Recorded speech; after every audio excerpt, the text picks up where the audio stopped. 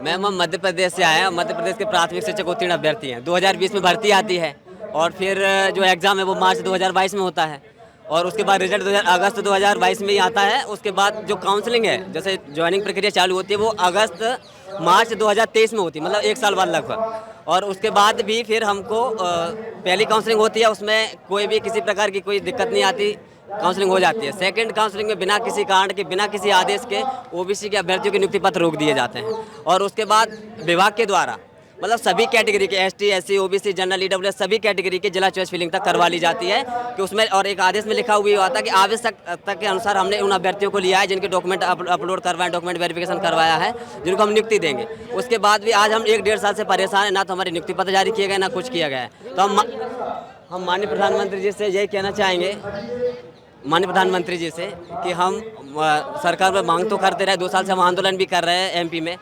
तो हम माननीय प्रधानमंत्री जी से ये कहना चाहेंगे, आप हमारी मांग को जरूर पूरा करें। आप 29 में 29 सीटें मध्य प्रदेश से जीते हैं। आज माननीय शिवराज सिंह चौहान मामा जी, जो कि आज हमारे मध्य प्रदेश के मामा जी के नाम से फेमस है और जो कि आज केंद्र में कृषि मंत्री भी हैं, 29 में 29 सीटों का आज वो जिक्र करते हैं। आज वो मध्य प्रदेश में उनका नाम चलता है कि आज वो, और मध्य प्रदेश का वो गर्व भी महसूस करते हैं कि हमने 29 की 29 सीटें दी है केंद्र सरकार को।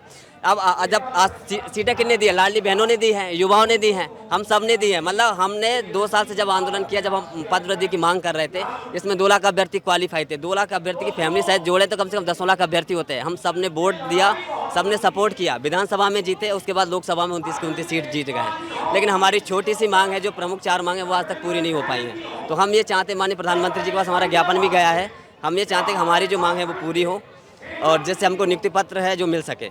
अब माननीय प्रधानमंत्री जी के अलावा इसीलिए हमें भोपाल से दिल्ली यहाँ पे आना पड़ा है, जंतर मंतर। तो आप कितने दिनों से यहाँ पर हो?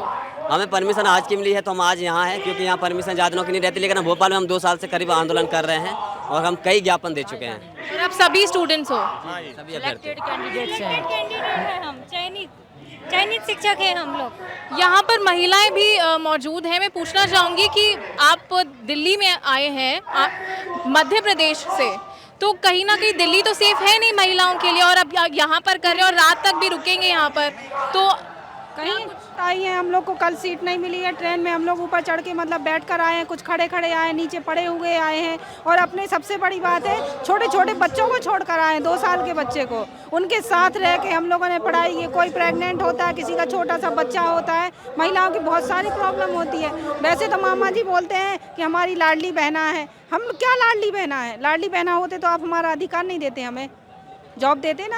हमें 1000 रुपये का आप देते हो, लेकिन हम उसका क्या करेंगे 1000 रुपये का? वो तो हमें ऐसे ही है ना। 1000 रुपये में आजकल कुछ भी नहीं होता है। जब अगर हम कहीं जाते हैं, बुक्स लेने जाते हैं पढ़ने के लिए, तो 1000 रुपये की 2 बुक्स करीब आती हैं। वो हमारे लिए सफिशिएंट नहीं होती। बच्चों का खर्च भी पूरा नहीं होता उसमें, एक बच्चे का खर्च भी नहीं होता स्टेशनरी का पूरा। हम 1000 का क्या करेंगे? आप तो हमारा अधिकार दो ना, हमें जॉब दो, जो हम मेहनत करके पैसा कमाएं उसको यूज करें, हम गर्व से कह सके कि हाँ हम जॉब करते हैं, हम शिक्षक हैं, पढ़ाते हैं, हमें पैसा मिलता है, हम सेल्फ डिफेंड है। लेकिन क्या सेल्फ डिफेंस है? हम आज मामा जी के राज में और भाजपा की सरकार जब से आई है, जब से हमारे यहाँ संविदा ही नहीं हुई है लौट के। संविदा लगभग 2011 में हुई थी, 2011 में ही फिक्स, मुझे तो याद है क्योंकि मैंने दी थी, मैं एज में कम पड़ गई थी। अब लगभग मैं 30 या 32 साल की हूँ, 3 या 4 साल बाद मैं ओवर एज जाऊँगी। कौन है उसका जिम्मेदार? उसकी जिम्मेदार सरकार है ना।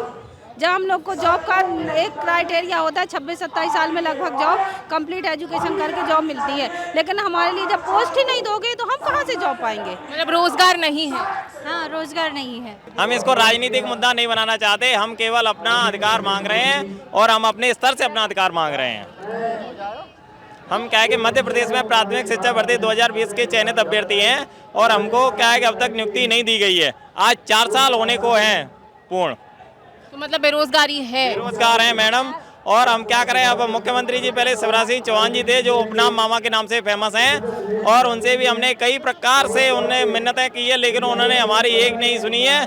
और आज मोहन यादव जी हैं मुख्यमंत्री, हम उनसे भी विशेष रूप से आग्रह करना चाहते हैं कि वो हमारी मांग पूर्ण करें और हमको नौकरी देकर धन्य कर दें। बुरा महसूस हो रहा है, अब क्या करें? हम तो ये चाह रहे हैं कि अब तो आत्महत्या कर लें, क्योंकि इसका यही समाधान है। और किसके पास जाएं? हम एक बात है कि सरकार को अपना किसी अपने बड़े आला अफसर से या आला अधिकारी जो या मंत्री होता है उसी से तो मांग सकते हैं। किससे मांग सकते हैं बताइए आप? हम तो इनसे ही अब थक चुके हैं। हम कितने 2 साल से, आज 4 साल होने को हैं, 2 साल से तो हम सड़कों पे ही हैं। यहीं खाना हो रहा है, यहीं रहना, सब कुछ यहीं हो रहा है हमारा। घर से निकल चुके हैं हम तो ये समझ लिए कि हम तो मुसाफिर हैं। घंटे से रेल का सफर करके आ रहे हैं, हमारे बच्चों को घर छोड़ के आ रहे हैं। हम बार बार ऐसे धरना प्रदर्शन और ऐसा नहीं कर सकते, तो हमारा संज्ञान लेना चाहिए। छोटे छोटे बच्चों को लेके आ रहे हैं।